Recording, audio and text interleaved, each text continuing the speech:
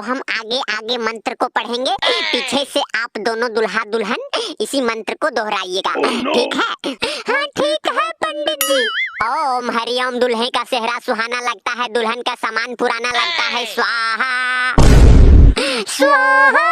हाल क्या है दिलों का पूछो न सनम, तेरी बीबी को पटा लेंगे हम। स्वाहा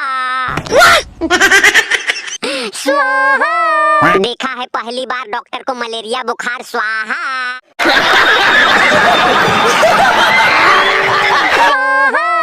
जिंदगी जीने के लिए हम तेरी बीबी को पटा लेंगे हम। स्वाहा।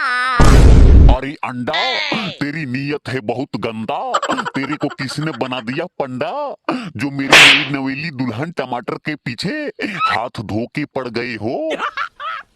मस्त जोक मारा रे, या हंस रे हलकट हंस।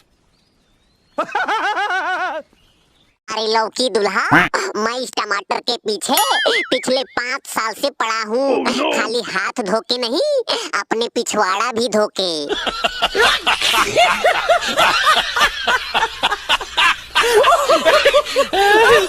Hey there.